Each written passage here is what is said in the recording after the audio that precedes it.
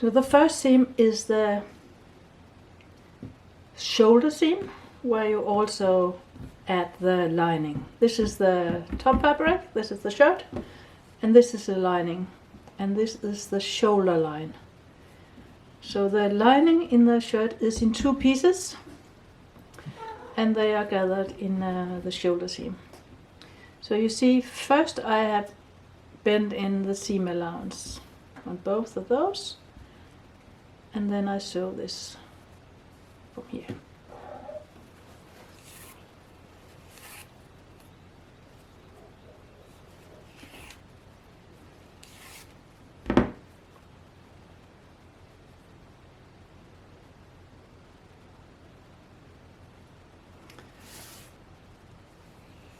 And as always, when I sew historical clothing, I never start with a knot. So instead I'm sewing 3 times on top of each other.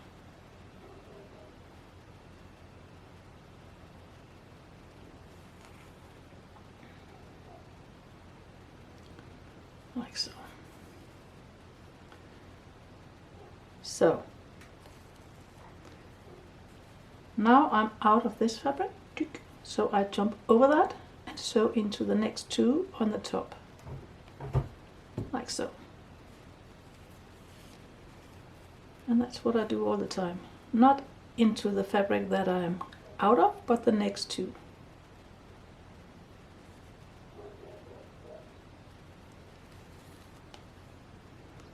And that all the way over. I don't know what this is called in English, the stitch. If anyone know, I would really like to know that if you can make a comment. If we translate it directly from Norwegian, some people call it feather seam, so it's a variation at least of that. So that all the way over. With a nice cup of tea. Oh, I miss Belfast.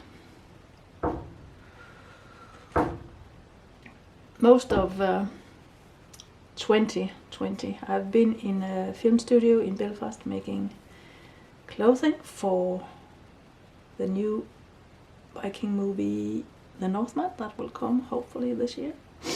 And in there was this beautiful lady, English lady living in Belfast, Lizzie, and every day 5 to 4 she said, anyone for a nice cup of tea?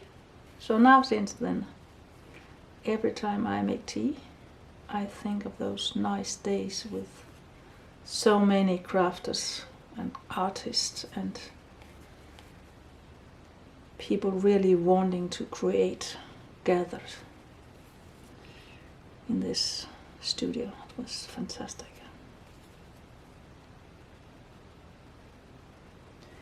So tea has got a new meaning for me now, thanks to Lizzie.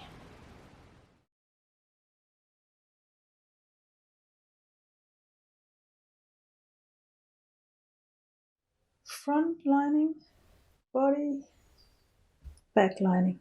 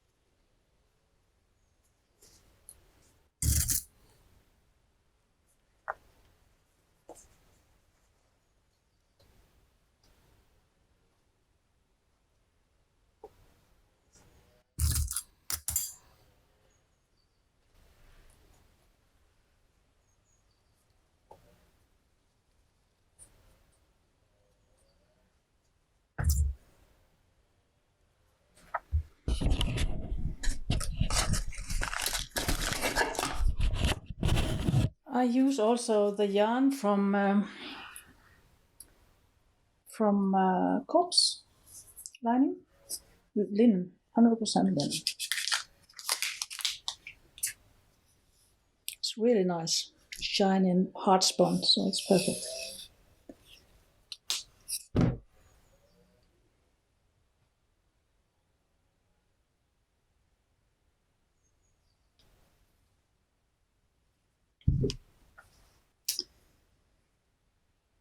Here I start in a good centimeter, because these are going to be turned in later when we shall add the sleeves. And as usual, no knots.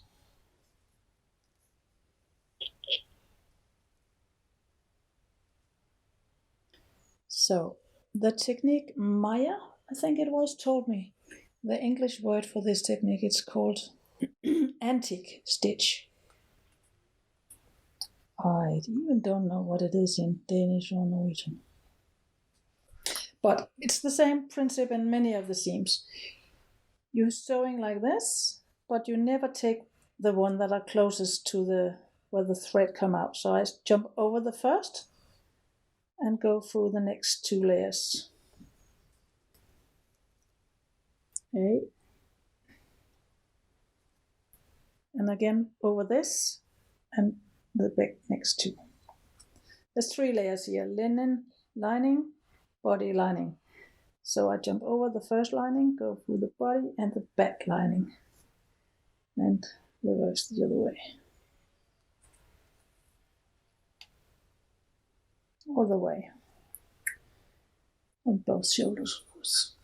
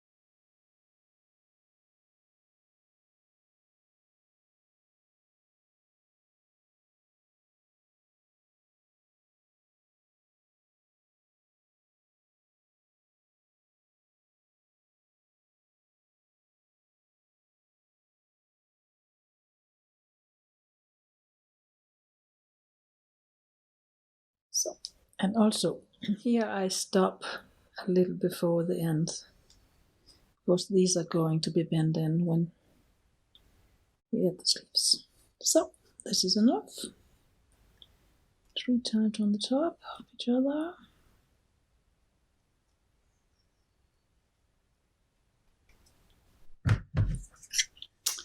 And now you will see, this is of course the wrong side, so this is the right side. So you see, it's only seen as little nice structure. It looks like a seam actually, but it's not. This is one piece of fabric. But you see the seam from the lining. And that's all we do with the lining till now. Next step. The lining will be attached to the body with this decoration.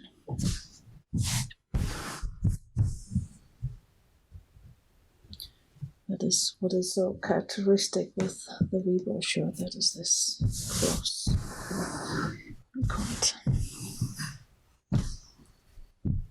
So, first I decide how big the square shall be, and make sure to make it square. It should not be bigger than that for sure. So, I do not now take the lining, but only this. Maybe I should just mark it all the way around first.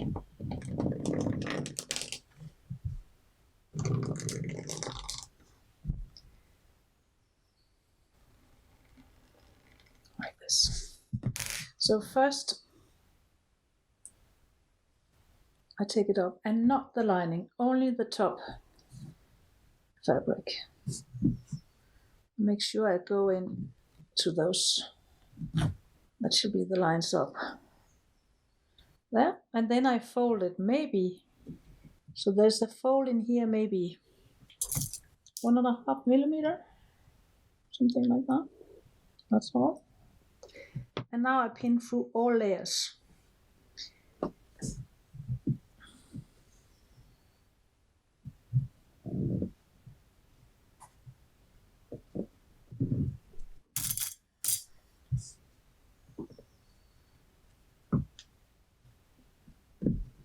And make sure to follow a warp thread all the way.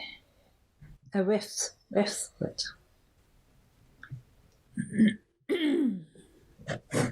See, it's one thread. And it is smooth on the back side. You see, it's not folded or anything on the back side. It's only on the front, right side. Just make sure it is on the right place.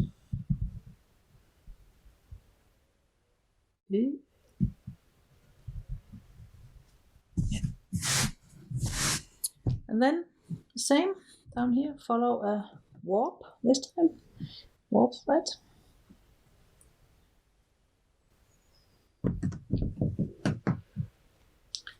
It was a little in the way.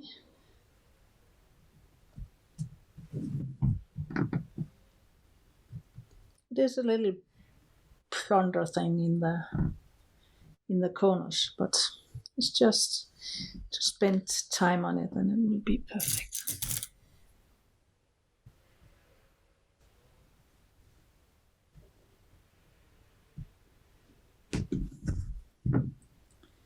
You see, now I have one corner ready. So now I can do the same technique up here. Fold it, and not in the lining, only in the top fabric, like this. See?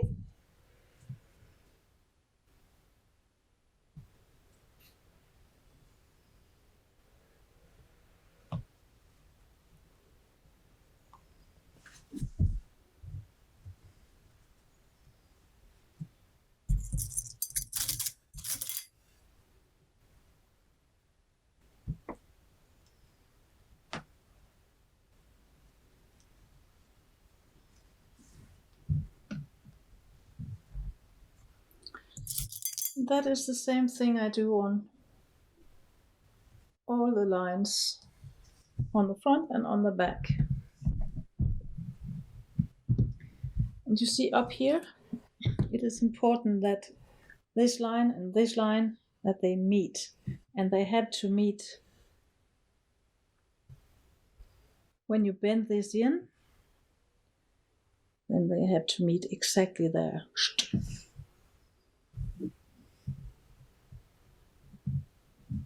Like so.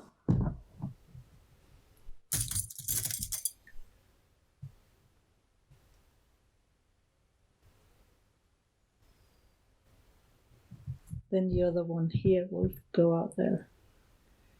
So it will be pleasing the eyes again. Subconscious that it's perfectly made. See? Then they meet here. It's gonna be nice. Beautiful. What is a little funny with this decoration, it's still in Lithuanian folk dress.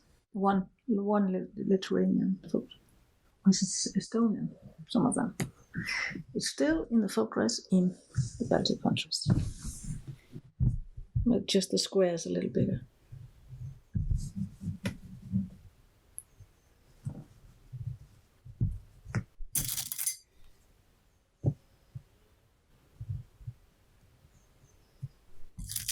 So, like this, on all 4 lines, 8 lines, 2 folds, 8 and 2 squares.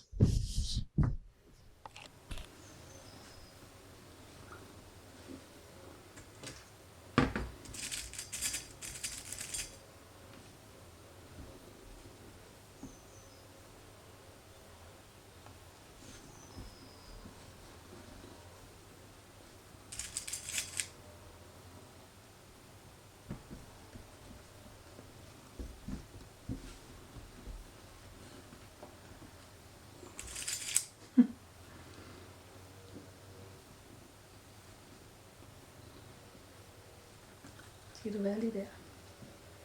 Ja, vær lige der.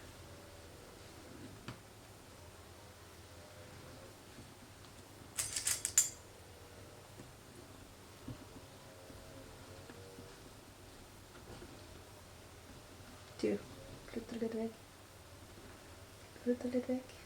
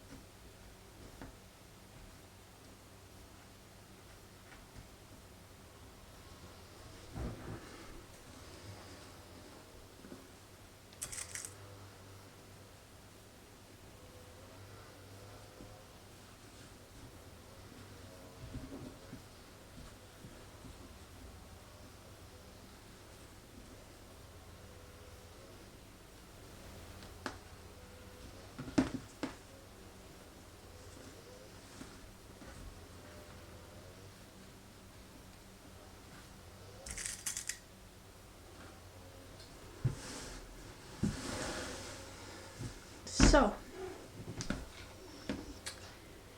now to sew it.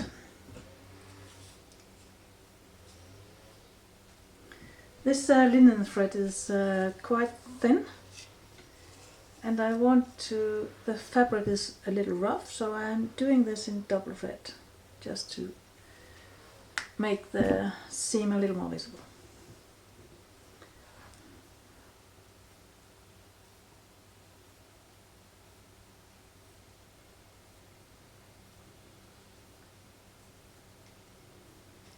Come on.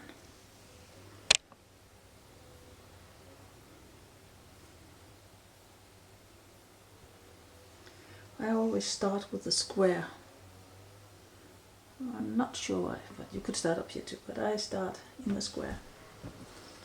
And I start on the back with 3 small stitches on top of each other, just in the lining.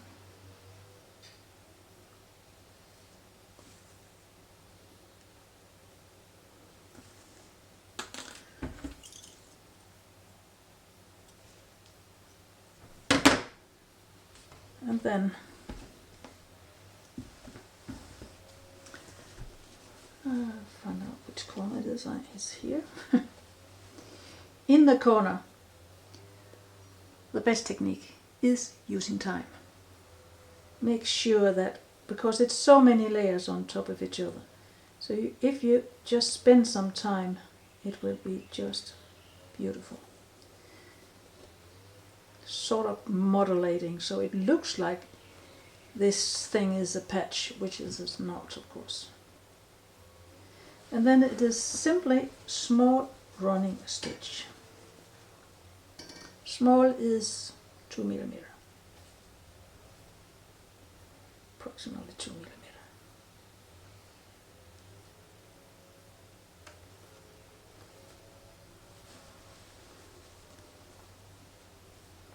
So,